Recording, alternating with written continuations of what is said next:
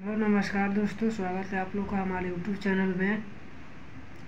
हम लोग क्या पढ़ रहे हैं? हम लोग पढ़ रहे हैं कंपाउंड इंटरेस्ट, चक्रवृद्धि ब्याज।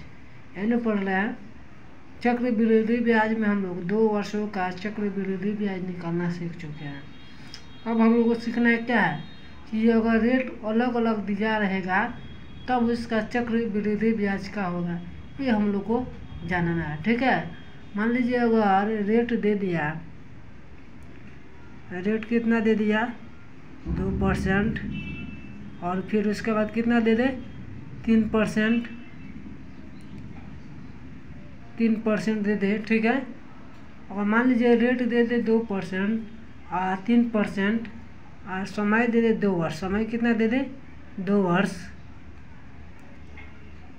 समय कितना वर्ष दे दे 2 वर्ष। और तब पूछे कि इसका चक्रवृद्धि ब्याज क्या होगा, तब इसको हम लोग कैसे निकालेंगे?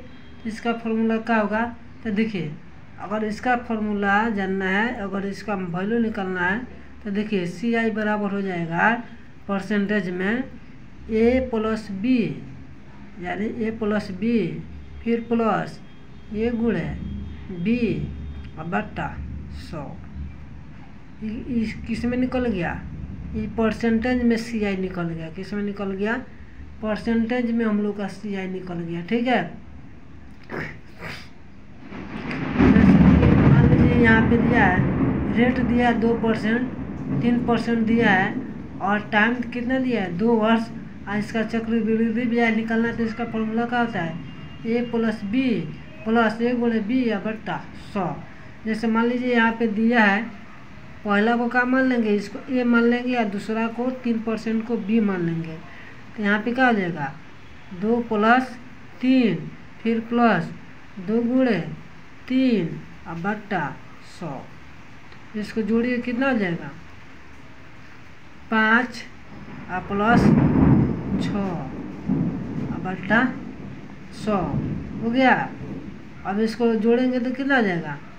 ये हो जाएगा 500 और प्लस 6 और बट्टा 100, यानी कितना हो गया 506 बट्टा 100। अब इसको भाग करेंगे तो कितना आ जाएगा? 2 जीरो है ना, तो अभी आप लोगों को बताया था कि 2 अंक के बाद दशमलव बैठा देंगे तो ये कितना आ जाएगा, यानी 5.06%। यानी ब्याज इसका कितना गया? चक्रवृद्धि ब्याज 5.06%। इसका CI निकल गया। किस में? परसेंटेज में। अगर यहीं पे अगर आप लोग को मूलधन दिया रहेगा तो मूलधन दिया रहेगा तो यहाँ पे आराम से निकल जाएगा। क्या हो जाएगा?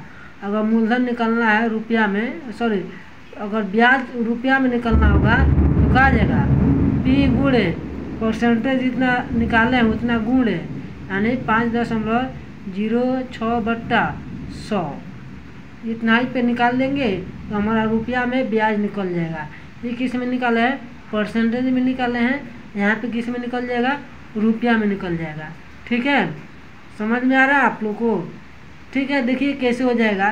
कंपाउंड इंटरेस्ट में, कंपाउंड इंटरेस्ट चक्रवृद्धि ब्याज निकालना है तो अगर रेट अलग अलग दिया हो, रेट क्या दिया हो अलग अलग, जैसे मान लीजिए रेट कितना यहाँ पे है, रेट 2% है, यहाँ पे कोमा डाल लीजिए। रेट कितना है? 2% है। रेट कितना है? 2% है, 3% है। और समय कितना वर्ष दिया है? 2 वर्ष। अगर समय 2 वर्ष दिया रहेगा तो अगर परसेंटेज में CI निकालना है चक्रवृद्धि ब्याज, तो इसका फॉर्मूला क्या आ जाएगा A plus B plus A गुणे B या बट्टा 100। यानी ये क्या आ जाएगा 2 और B कितना आ जाएगा 3, अब 2 प्लस 3 और फिर प्लस 2 गुणे 3 और बट्टा 100। अब इसको कैलकुलेशन करेंगे तो कितना आ जाएगा, यानी 506 बट्टा 100 भाग करेंगे तो कितना आ जाएगा 5.06%। किस में आ गया? चक्रवृद्धि ब्याज निकल गया परसेंटेज में। अगर रुपया में निकलना हो तो क्या कर देंगे इसको, यानी P में मूलधन जितना रहेगा उसमें कितना से 5.06 से गुना करके और 100 से भाग कर देंगे। 100 का मतलब कहाँ से है? ये परसेंटेज है ना, तो परसेंटेज का मतलब होता है बट्टा 100। समझ में आया? बस ये कॉन्सेप्ट आप लोग याद रखिएगा। ये कॉन्सेप्ट याद हो जाएगा तो आप लोग से सवाल बन जाएगा। ठीक है। चलिए हम लोग अब इसके बाद हम लोग सवाल पे चलते हैं, ठीक है।